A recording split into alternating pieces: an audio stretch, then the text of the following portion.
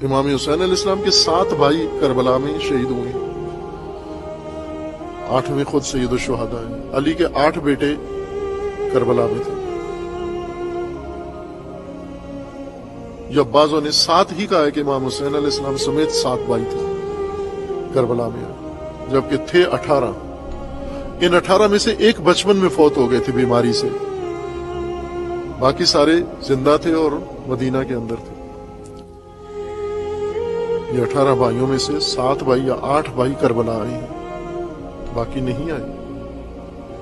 اور ان سب میں حضرت ابو الفضل العباس، اس سے ان کی بصیرت، ان کی فراست، ان کی اطاعت،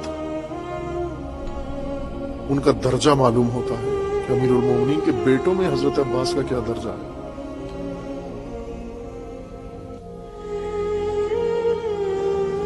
یہ نہیں کہا کہ میں بھی بھائی ہوں، میں بھی علی کا بیٹا ہوں، میری اپنی ایک سوچ ہے، میں بھی نصیحت کروں، میں بھی رائے دوں، میں بھی مشورہ دوں، نہ، کبھی ناممکن تھا۔ لب کھولے امام حسین علیہ السلام کے سامنے،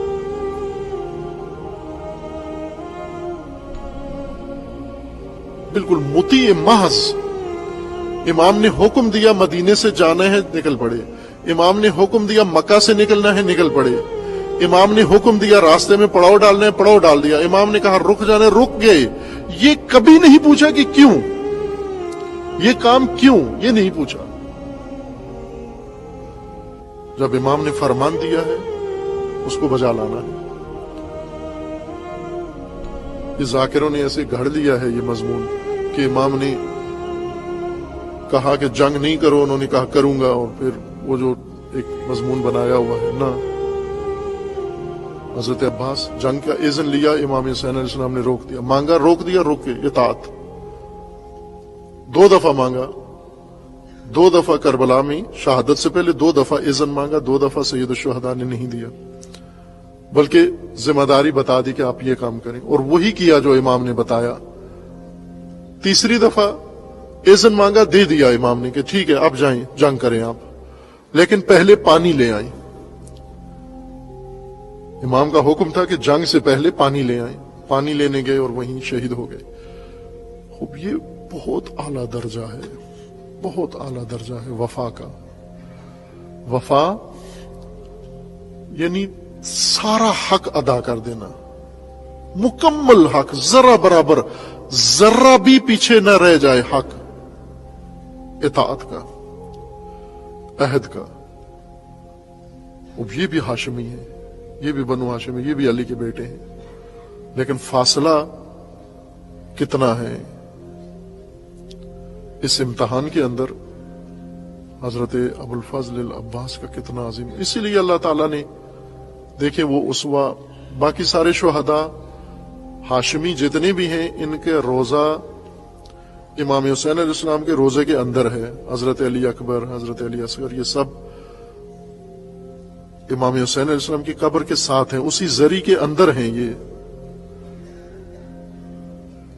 حضرت عباس، یہ حکمت الہی تھی کہ یہ نام علیحدہ ممتاز وفا کا یہ نمونہ پس شہادت بھی مومنوں کی ہدایت کا ایک ذریعہ بنایا ہے خدا نے۔ یہ حرم، یہ بہت اعلیٰ حرم ہے، یہ امام حسین علیہ السلام کے بالکل حرم کے سامنے۔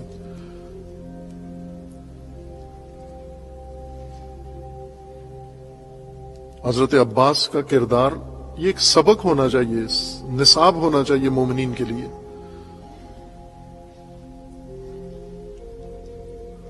یہ بھی ایک ہاشمی کردار ہے،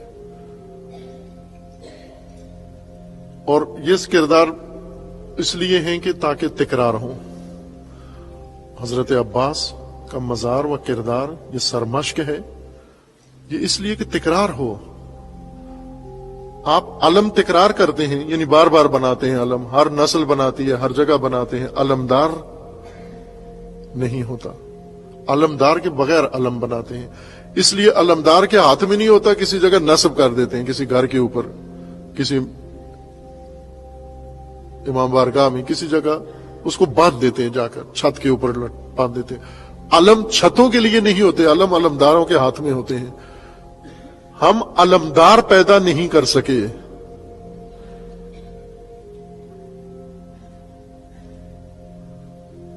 وہ ہاتھ جو اس قابل ہوں کہ علم نہضت حسین اٹھا لے. اس وقت ہیں علمدار دنیا میں ہیں. رہبر معظم علمدار نہضت حسینی ہے، علم اٹھایا ہوا ہے. سید حسن نصر اللہ علمدار ہیں اس نہضت کے. یہ علمدار ہیں آج کے زمانے کے.